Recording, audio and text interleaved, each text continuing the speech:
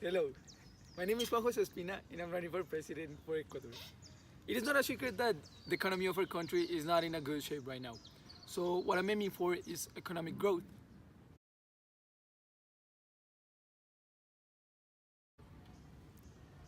You may be wondering, what is economic growth? Well, it is simply the growth of the economy of the country. That means producing more, earning more, and that everyone is living as they want. Economic growth matters because we can have several advantages from it. Some of these advantages include putting all of the population in the workforce participation. That means that everyone in the population or anyone in the country, all of our fellow Ecuadorians can be part of this, of contributing to the economy. That means that everybody is doing something useful for the society. Additionally, we can eliminate the gap of, like the gap between rich and poor. Additionally, economic growth can end gender inequality and also start our country to develop in many ways. Like for example, infrastructure, technology, innovation, and everything that you can think of can be accomplished. That's why that is no surprise that every country is aiming for economic growth. Everybody wants to be better. Everybody wants to improve all of the things they have. And if you ask me, my main goal for economic growth would be not only to have economic inclusion for all of the population, ethnicities, races, and people that are part of our nation, but also to not depend on only one economic sector of growth, but to have many ways in which we can develop and be strong economically. Follow me and we'll see how we're gonna do this together.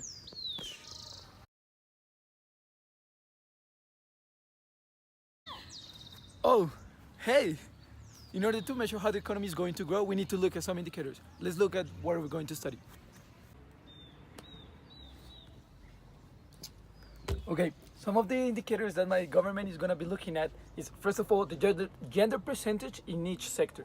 That means how many men or how many women contribute to each of the industries that we're going to be improving. Additionally, the GDP contribution from each industry, for example, like fishing or mining or technological innovation and even manufacturing. Additionally, we're going to be measuring at the change of amount of exports and imports, comparing the current level and the level that we're going to be producing at in my government. So, for example, we're going to be looking at the aggregate demand of the entire economy, the aggregate supply, the productivity, so on and so on. Additionally, the number of families with proper wages to sustain their families. So we're going to be looking at specifically families that work for firms. So for example, if there's a foreign company that is working right now in Ecuador, for example, or a domestic one, like for example, Ecuador, and we have an individual called, for example, Ignacio Alban, and if he has 3 children, how is his wage? Is his wage enough to sustain his family? Is he living happily? Is he living properly as he's supposed to, and so on.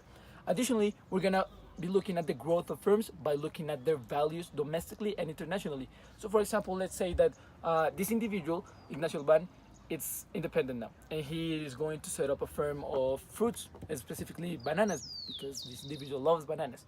So now we're gonna be looking at how his company performs compared to others internationally, and how his firm is valued compared to other domestic firms.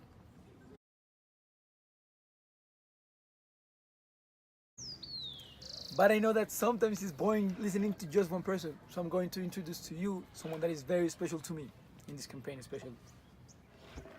Kyo papi, you know. Hi, I am Hugo Norrea and I am the Vice President for this campaign. Another indicator is the literacy rate of the population. We want to see the contribution of ethnic groups in our economy, and we will measure the percentage of people who are in part of an ethnic group. Our goal is to include these ethnic groups in our modern society. Thanks, Sugita, for those beautiful words that you just said. We're gonna win this election together. Okay, so in order to accomplish what he just said, we're gonna invest in education and colleges because we need to improve those human resources that make people better. Also, we're gonna try to change the patriarchal society in which we live in. I mean, right now the economy is monopolized by natural resources industry, which segregates a lot women and men because this is always associated to men. Additionally, this is a long-term process because I mean, this could only work if the following governments after mine do the same policies as I am doing.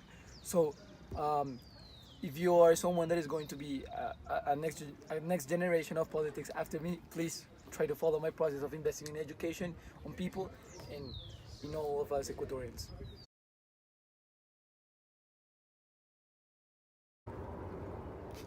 So additionally, we're going to focus on prioritizing certain sectors of the economy that will boost our economy as a whole. So first of all, we're going to prioritize the firms that provide family wages. I already explained this. If you can go back and review what this means. Some of these firms include, they're strong in the inclusion of the genders and certain ethnicities. Some of these industries include the oil industry, the technological industry that we want to develop because they're not as developed as they should, because we know that our country has the potential to do so. So, for example, in the tech industry, we want electrodomestics, cell phones, computers, and everything that is related to technology. Additionally, another industry that we want to develop is the manufacturing industry because we know that Ecuador has a lot of raw materials and we need to, besides exploiting them, doing some things with these products in order to make them be worthy. So for example, we can manufacture cars, clothing, and everything that you can think of that may come up from raw materials. Another industry that we want to develop is tourism. Tourism has been an important factor for Ecuador's economy for a long time, and we believe that by developing it even more, Ecuador can definitely benefit a great deal. Exactly, because as you know, women, children, indigenous people can work in this sector, so it would be a great idea.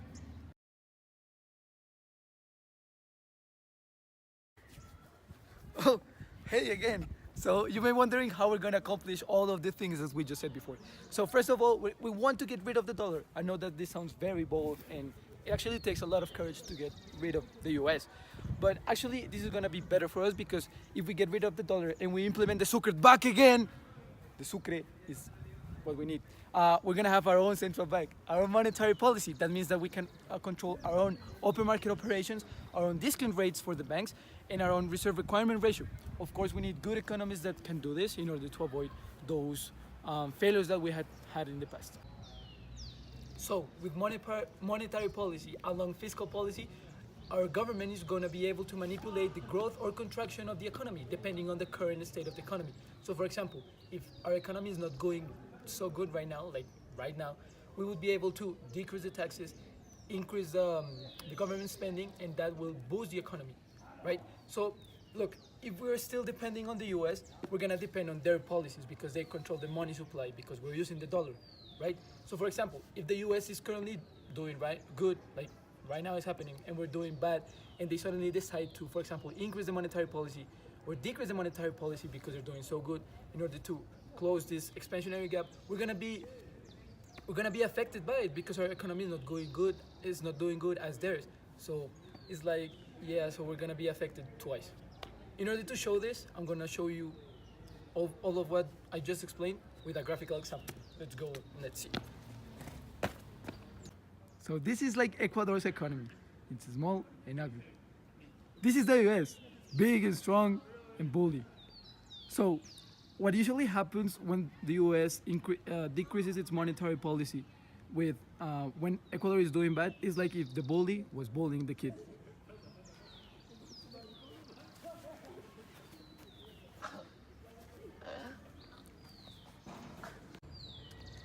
So, if you want to be included in all of our economic plan, if you're tired of being miserably in this country, if you're tired of being bullied by the US, well, guess what?